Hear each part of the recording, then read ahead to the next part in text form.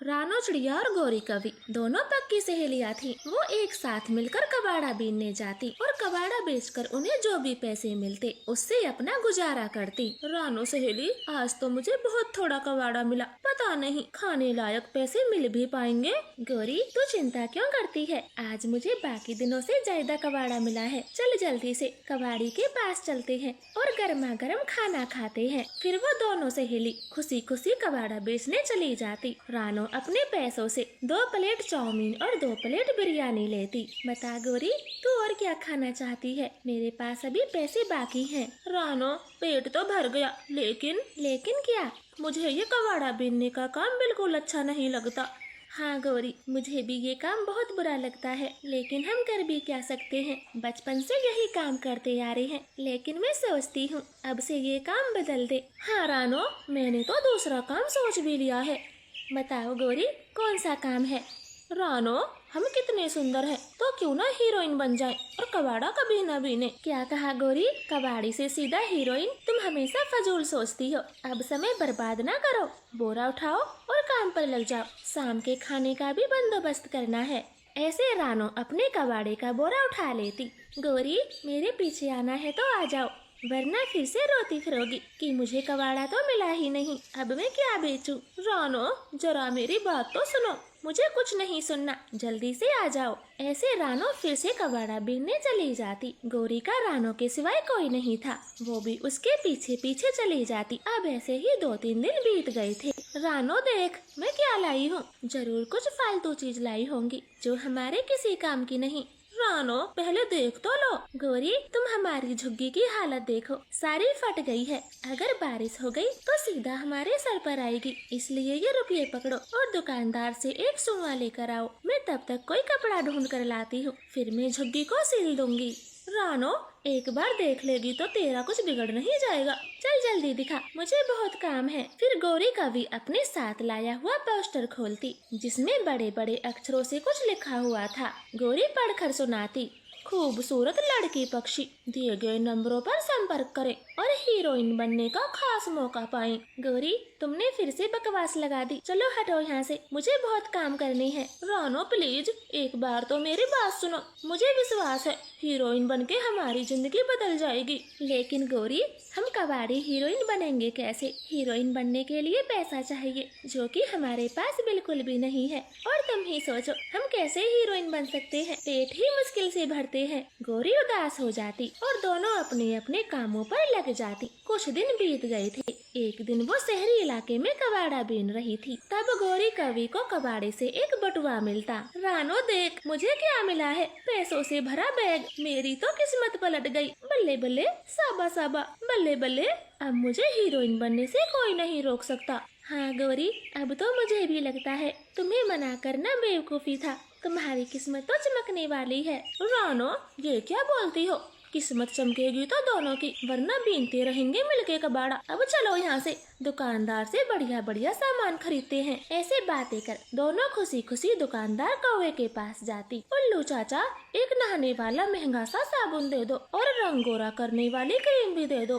क्या बात है गौरी रानो, आज क्या नहा धोकर कबाड़ा बीनोगी? तुम बस अपने काम से काम रखो, हमें हमारा सामान दो। फिर उल्लू चाचा उन्हें साबुन और क्रीम देता। वो दोनों तो सीधा नदी पर जाती और साबुन लगा लगा कर खूब नहाती। गौरी, मैं तो खुद को पहचान नहीं पा रही, क्या ये मैं हूँ? हाँ रानो, तू ही है। और मुझे देखना, मैं भी एकदम चमक कर बाहर निकलूंगी। जरा एक बार साबुन और देना। ऐसे गौरी तो पूरा साबुन खर्च कर देती, फिर क्रीम लगाती। आज तो दोनों सहेलियां साफ सुथरी और सुंदर दिख रही थी। गौरी चलो, अब कपड़ों की दुकान पर से कपड़े खरीदते हैं, कुछ बढ़िया सी ड्रेसें खरीदेंगे। रानो, मैं तो एक फोन खरीदूंगी, हीरोइन के पास फोन होना जरूरी है। गौरी, तुम कभी नहीं सुधरोगी। अब चलो, पहले फोन लेंगे, फिर उसके बाद कपड़े। ऐसे दोनों सहेलियां फोन खरीदती और फिर कुछ कपड़े खरीदती। रानो, मैं कैसी लग रही हूँ, जरा बताओ। गौरी, तुम तो बिल्कुल जोकर लगती हो, ये ड्रेस बिल्कुल अच्छी नहीं लग रही, तुम दूसरी वाली पहनो। फिर गौरी दूसरी ड्रेस पहनती। रानो, अब बताओ मैं कैसी दिखती हूँ? अरे वाह गौरी, अब तो तुम बिल्कुल हीरोइन लग रही हो, कोई फेल नहीं कर पाएगा। रानो, अब तुम पहनो, जरा मैं भी तो देखूं तुम कैसी दिखती हो। फिर रानो अपने कपड़े पहन कर आती। रानो तो बहुत सुंदर लग रही थी। अरे वाह रानो, तुम तो एकदम गजब ढारी हो। इस बार हम दोनों पक्का हीरोइने बनेंगे। अब जल्दी से इस नंबर पर फोन करो, क्या पता हमारी किस्मत चमक जाए। हाँ रानो, मैं करती हूँ। फिर गौरी का भी उस नंबर पर फोन लगाती और बात करती। गौरी, किससे बात हुई? क्या कहा फोन वाले भैया ने? रानो, हमारा नाम लिख लिया है, हमें ऑडिशन देने स्टेज पर जाना होगा। अगर हम सिलेक्ट हो गए तो समझो हमारी किस्मत बदल गई। गौरी, हमें कब जाना होगा? 15 तारीख को बुलाया है, इसी 15 तारीख को जाना होगा। फिर वो दोनों 15 तारीख का बेसब्री से इंतजार करती और आखिर में इंतजार खत्म हो जाता। मैंने तो सारी तैयारी कर ली है, तुम भी अपना जरूरी सामान बांध लो, हमें शाम को ही निकलना होगा। हाँ गौरी, मैंने कपड़े, जूते, सैंडल सब रख लिए, कुछ रह नहीं गया। ऐसे दोनों सहेलियाँ शाम होते ही शहर पहुँच जाती। वहाँ कई लड़की पक्षी ऑडिशन दे रही थी। गौरी रानो की बारी आने वाली थी। रानो, मैं कैसी लग रही हूँ? गौरी, एकदम जबरदस्त। मुझे बताओ मैं कैसी दिख रही हूँ? रानो, तुम्हारा भी कोई जवाब नहीं। अब हमारे नाम बोलने वाले हैं तो तैयार रहना। फिर कुछ ही देर में रानो गौरी के नाम भूल जाते। मिस रानो और मिस गौरी, जल्दी से ऑडिशन स्टेज पर आ जाए, ऑडियंस को आपका इंतजार है। वो दोनों तो जल्दी से स्टेज पर जाती। गौरी रानो बहुत सुंदर लग रही थी। सारे पक्षियों की नजर तो गौरी रानो पर थी। वो उन्हीं का नाम ले लेकर चिल्ला रहे थे। गौरी, रानो, रानो देखो, पक्का हम ही जीतेंगे। सबकी नजरें हम पर है, सब कैसे हमारा ही नाम पुकार रहे हैं। हाँ गौरी, सीधा चलो, पक्का हम ही जीतेंगे। ऐसे वो खुशी खुशी ऑडिशन दे देती। अब जीतने वालों के आखिरी नाम बोलने वाले थे। सब ध्यान से सुने, इस बार की विजेता है गौरी और रानो। रानो, सुना तुमने? मैं हीरोइन बनेगी, अब से कभी कबाड़ा नहीं बीनूंगी। मैं हीरोइन बनेगी, मेरा सपना पूरा हुआ। गौरी तो जोर जोर से चिल्ला रही थी और तभी उसके मुंह पर ठंडा ठंडा पानी गिरता है। गौरी तो चौंक जाती। लगता है गौरी, तुम दिन पे दिन पागल होती जा रही हो। अब जल्दी से खाना खा लो, आज कबाड़ा बीनने शहर वाले जंगल जाएंगे। अपने जंगल में तो कुछ नहीं मिलता, तुम जल्दी से खाना पीना करो। मैंने दोनों के कट्टे ले लिए हैं। तो क्या ये सपना था? कितना अच्छा सपना था, मैं हीरोइन बन गई थी। गौरी, अब बकवास बंद करो, जल्दी से बोरा उठाओ और चलो, ठंड होने से पहले झुग्गी में आना है। अब जल्दी से चलो। गौरी तो ना चाहते हुए कबाड़े का कट्टा उठाती और कबाड़ा बीनने चली जाती। आपका धन्यवाद। रानो चिड़िया के घर में धूम मची थी। सजा हुआ आंगन और खुशियों का माहौल। चिड़िया दुल्हन सजी धजी मंडप में बैठी थी और बारात आने का इंतजार कर रही थी। बेटी, बारात का समय 8 बजे का था और अब 10 बजने वाले हैं। तुम टुन्नू दामाद जी को फोन करके पूछो वो कहाँ तक पहुँचे। दुल्हन के जोड़े में बैठी रानो चिड़िया टुन्नू को फोन लगाती और घंटी जाती, मगर कोई फोन नहीं उठाता। माँ, अभी टुन्नू जी ने फोन नहीं उठाया, वो जरूर कहीं व्यस्त होंगे। आप चिंता ना करें, कुछ ही देर में पहुँचते होंगे। चिंता कैसे ना करूं, बस सही से तेरी शादी हो जाए, तभी मेरे दिल को ठंडक पड़ेगी। दोनों माँ बेटी ऐसे बातें कर रही थी। इधर टुन्नू चिड़ा दूल्हे के लिबास में अपनी माँ को मना रहा था। माँ, मैंने आपसे कहा ना, रानो चिड़िया एक अच्छी चिड़िया है। एक बार शादी करके वो घर आ जाए, तब आपको पता लगेगा मैंने आपके लिए कितनी अच्छी बहू ढूंढी। हाय राम, मेरा एक ही तो बेटा है, वो भी अपनी मर्जी से बहू ला रहा है। पता नहीं वो रानो कैसी होगी, मेरी सेवा करेगी या आते ही घर से बाहर फेंक देगी। माँ, आपको ऐसा क्यों लगता है? रानो ऐसी हरकत कभी नहीं करेगी, मेरा वादा है तुमसे। ऐसे काफी देर बात करने के बाद टुन्नू चिड़े की माँ बारात लेकर चल देती। पूरे रीति रिवाज से दोनों की शादी भी हो जाती। रानो चिड़िया अपने ससुराल आ गई थी। अरे वाह आंटी जी, बहू तो बहुत ज्यादा सुंदर लाई हो, आखिर कहाँ जाकर ढूंढी? हाँ हरियाली, आपने बिल्कुल सही कहा, बहू कुछ ज्यादा ही सुंदर है। आंटी जी, आपको थोड़ा ध्यान रखना होगा। मुंह दिखाई की रस्म पूरी करके वो सब अपने अपने घर को चली जाती। तब अकेले में रानो टुन्नू से कहती है, टुन्नू जी, वो गौरी नाम की कवि कुछ अजीब सी बातें करके गई, मुझे अच्छा नहीं लगा। रानो जी, बाहर वालों की बातों पर ज्यादा ध्यान नहीं देते, बस तुम मेरी माँ की मन लगाकर सेवा करना। उस दिन के बाद रानो चिड़िया पूरे घर को संभाल लेती। वो स्वादिष्ट भोजन बनाती, माँ सास की सेवा में कोई कमी नहीं छोड़ती। इतना करने के बाद भी मम्मा सास रानो से नफरत करती। ऐसे ही कुछ समय बीत गया था। रानो जी, आज माँ को लेकर मामा के घर जा रहा हूँ, शाम तक वापस आ जाऊंगा, अपना ध्यान रखना। ठीक है टुन्नू जी, आप भी माँ जी को लेकर ध्यान से जाना। अगर आज घर पर मेरी माँ नहीं आ रही होती तो मैं भी आपके साथ जरूर चलती। कोई बात नहीं रानो जी, आप अगली बार चलना। ऐसे बोलकर टुन्नू अपनी माँ के साथ घर से निकल जाता। रानो घर के भीतर चली जाती। थोड़ी देर बाद रानो को किसी के कराहने की आवाज आती। वो घर के बाहर चारों तरफ देखती तो एक अनजान चिड़ा बीमार अवस्था में पड़ा हुआ था। वो बहुत कमजोर था। मेरी मदद करो, कृपया मुझे बचा लो, मैं उड़ते उड़ते यहाँ गिर गया और अब खुद से उड़ने की जान नहीं बची, कोई मेरी मदद करो। अरे भाई साहब, आप चिंता मत करो, मैं आपको बचा लूंगी, ये घर मेरा ही है। फिर रानो चिड़िया उस बीमार पक्षी को घर के भीतर ले जाती और उसे काढ़ा पिलाती। तभी कुछ काम से गौरी कवि वहाँ आती और मन ही मन सोचने लगती, अरे बाप रे, इसकी सास और टुन्नू तो बाहर गए हैं और ये अनजान पक्षी कौन है, पहले तो कभी नहीं देखा। गौरी चुपके से उस चिड़े का एक फोटो खींच लेती और वहाँ से चुप ही चली जाती। अरे बहन जी, आपका धन्यवाद, काढ़ा पीकर मुझे नींद आ रही है, मैं कृपया थोड़ी देर सो जाऊं। हाँ हाँ भाई साहब, आप सो जाएं, मेरी माँ बस आने ही वाली है, मैं उनसे कुछ पूछ लेती हूँ वो कहाँ तक पहुँची है। रानो अपनी माँ को फोन करती। माँ फोन उठाकर बोलती, बेटी रानो, मैं आज नहीं आ सकती, मेरी तबीयत अचानक से खराब हो गई। ऐसे रानो की माँ नहीं आती। शाम हो जाती है। वो अनजान पक्षी रानो का धन्यवाद कर घर से चला जाता। लेकिन आज गौरी कवि अपने घर के बाहर ही बैठी थी।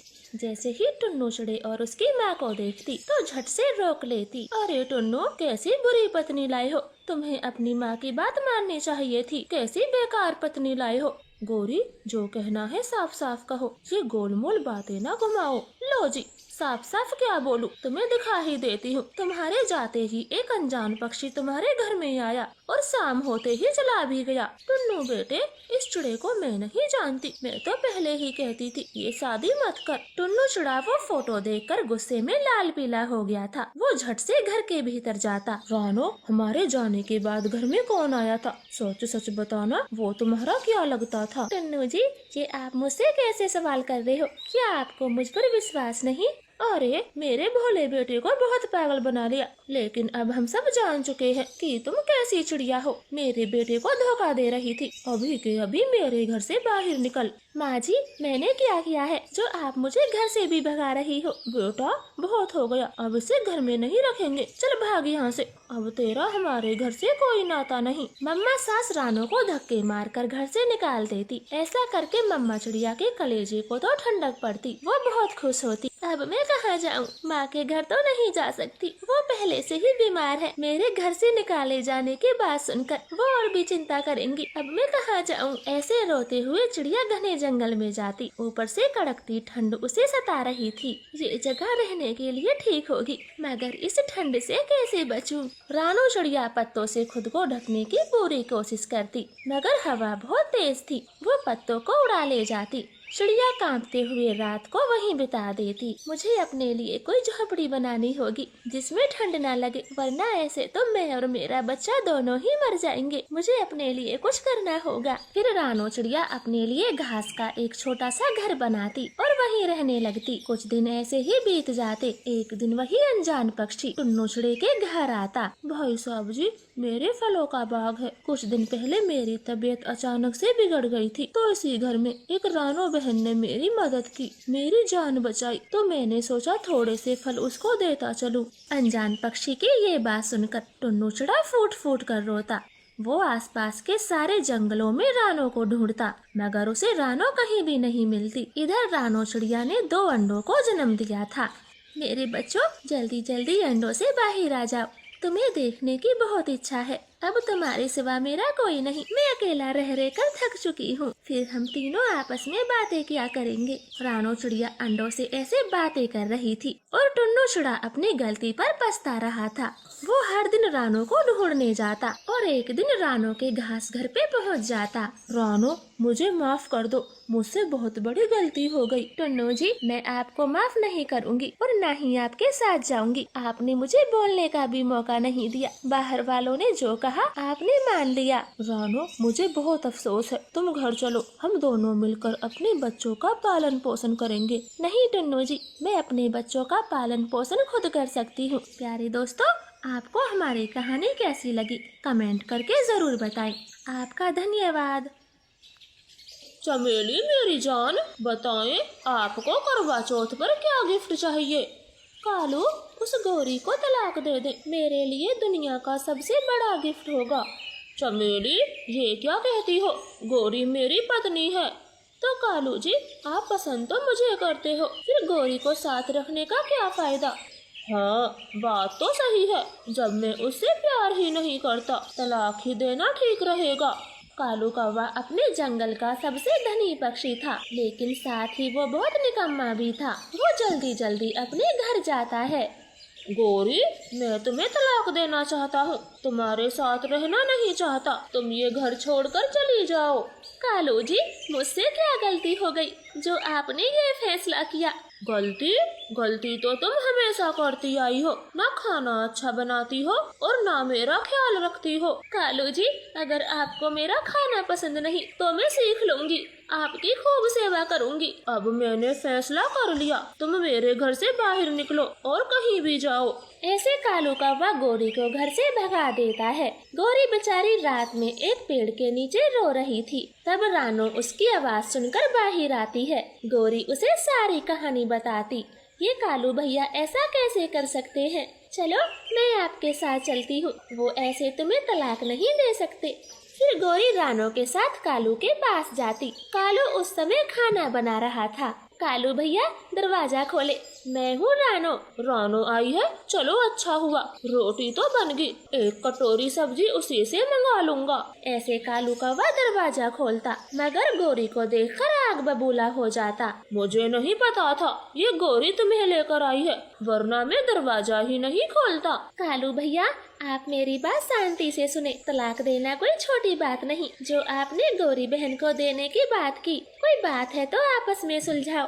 चिड़िया, मैं गौरी के साथ रहना ही नहीं चाहता, तो उसके लिए तलाक देना ही पड़ेगा। अच्छा हुआ जो तुम आ गई, अब मैं तुम्हारे सामने इसे तलाक देता हूँ, तुम चले जाओ यहाँ से। ऐसे बोलकर कालू फिर से दरवाजा बंद करता। गौरी तो रोई जा रही थी। रानो चिड़िया उसे अपने घर ले जाती है। गौरी की आवाज सुनकर हरियाली भी उसके घर आ गई थी। रानो चिड़िया उसे सारी कहानी बताती। गौरी बहन, मैं बताना भूल गई, मिट्ठू ने मुझे कुछ दिन पहले बताया कालू एक चमेली नाम की कवि से प्यार करता है। बात यहाँ तक बढ़ जाएगी, मुझे अंदाजा नहीं था। हरियाली, कौन है वो चुड़ैल? तुम जानती हो उसे? मैं तो नहीं जानती, मगर मिट्ठू जरूर जानता होगा। गुड़िया के पापा, आप जल्दी से मिट्ठू को बुला कर लाएं। टुन्नू चिड़ा जल्दी से मिट्ठू के घर जाता और उसे बुला कर लाता। हाय राम, ये तो जुल्म हो गया, मैंने कभी नहीं सोचा था बात यहाँ तक बढ़ जाएगी। मिट्ठू भाई, आखिर वो कवि है कौन? हमें जल्दी बताएं। हाँ, याद करता हूँ, उसका घर बरगद के पेड़ पर चील की गुफा के पीछे है, तुम जल्दी चलो, वो वहीं मिलेगी। फिर वो सब पक्षी चमेली कवि के घर जाते, मगर घर पे तो ताला लगा था।